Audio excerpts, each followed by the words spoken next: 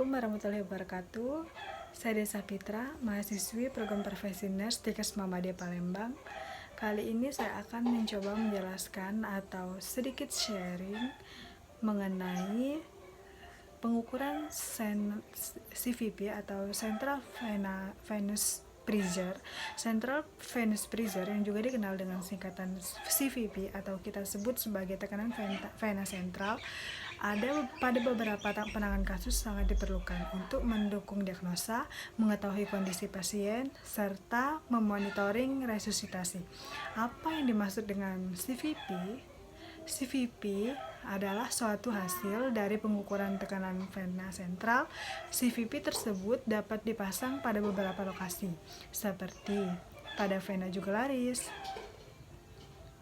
vena subclavia, vena basilica, dan vena femoralis, di mana masing-masing lokasi tersebut memiliki keuntungan dan kerugian dalam hal tingkat kesulitan pemasangan, risiko pemasangan, kenyamanan pasien, perawatan CVP, juga ketersediaan jenis CVP yang sesuai dengan lokasi pemasangan CVP tersebut. Central venous catheter ini merupakan salah satu pemeriksaan invasif, sehingga risiko-risiko tindakan invasif secara umum juga menjadi pertimbangan kita dalam melakukan pemasangan. Seperti pada kasus luka bakar, di mana area insersi terkena luka bakar, sehingga insersi yang kita lakukan dapat menambah risiko terjadinya bakterimia. Sehingga kita harus lebih cermat dalam memilih lokasi insersi. Selanjutnya yaitu terdapat juga indikasi dari pemasangan CVP. Indikasinya yaitu yang meliputi yang pertama, pasien dengan trauma berat disertai dengan perdarahan yang banyak yang dapat berisiko menimbulkan shock. Yang kedua, pasien dengan tindakan pembedahan yang besar seperti open heart atau trepanasi. Yang ketiga itu pasien dengan kelainan ginjal atau ARF dan oliguria. Yang keempat yaitu pasien dengan gagal jantung. Selanjutnya itu pasien yang terpasang nutrisi parenteral. Yang keenam yaitu pasien yang diberikan transfusi darah dalam jumlah besar, yaitu transfusi masif. Lalu di manakah lokasi pemasangan CVP? Lokasi pemasangan CVP adalah vena subclavia kanan atau kiri, tetapi ductus thorax rendah pada kanan. Komplikasi apa sajakah yang terjadi pada pemasangan CVP? Sementara untuk komplikasinya yaitu yang pertama, perdarahan. Bisa juga menyebabkan tromboflebitis atau emboli trombus, emboli udara, sepsis. Selanjutnya yaitu yang ketiga bisa menyebabkan open pneumotoraks, hematotoraks atau hydrotoraks. Nah, yang keempat yaitu pericardial effusion. Yang kelima bisa menyebabkan aritmia, bisa juga menyebabkan infeksi dan perubahan posisi jalur. Nah, untuk lebih lanjutnya, mari kita saksikan video tentang pengukuran CVP atau Central Venous Pressure. Yang pertama yaitu kita harus menyiapkan alat. Alatnya yaitu manometer, water pass,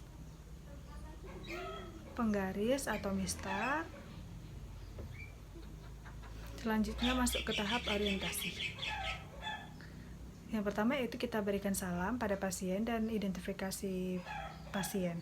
Lalu jelaskan prosedur pengukuran CVP kepada pasien. Selanjutnya yaitu tanyakan keluhan pasien dan minta persetujuan pada pasien untuk dilakukan CVP. Selanjutnya kita menjaga privasi pasien yaitu dengan memasang sampiran. Kita ke tahap pelaksanaan. Yang pertama yang kita lakukan adalah mencuci tangan terlebih dahulu.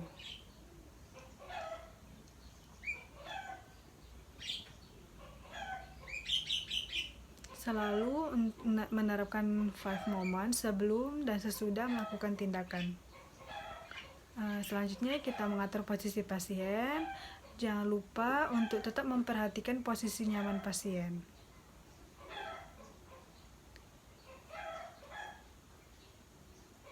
Selanjutnya yaitu bebaskan area yang akan dilakukan pengukuran. Tentukan titik nol. Tarik garis dari SIC, symposium interkostal keempat, dan beri tanda.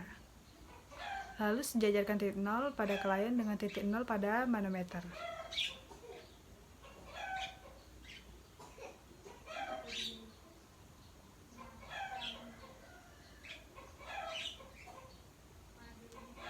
Tutup triway yang mengarah pada kanul kateter.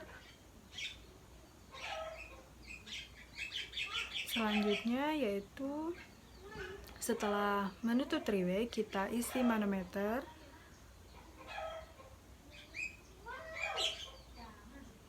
Isi manometer dengan menggunakan cairan infus NaCl sampai ketinggian 20 cm H2O.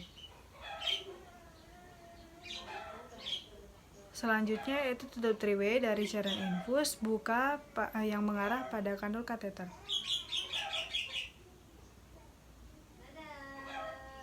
Setelah itu, perhatikan pergerakan cairan manometer dan catat nilai CVP pada saat cairan pada manometer diam.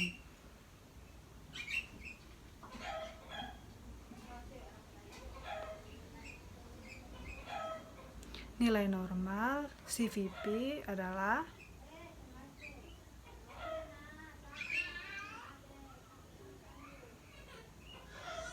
selanjutnya yaitu pada tahap evaluasi.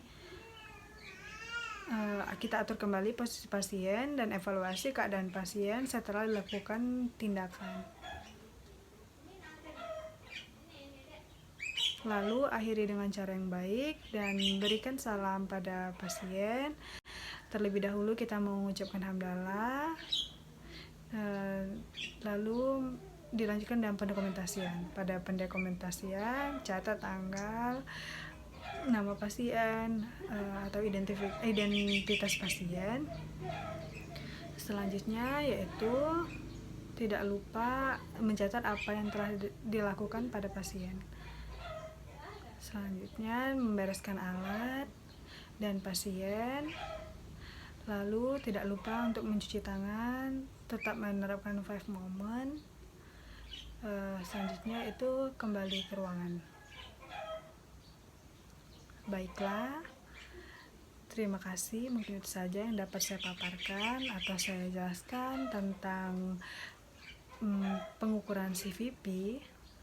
Saya mohon maaf apabila banyak kata-kata yang salah atau terdapat kekurangan pada penjelasan kali ini. Pada Allah saya mohon ampun. Nasrul minallah wa fatun qorib. Wassalamualaikum warahmatullahi wabarakatuh.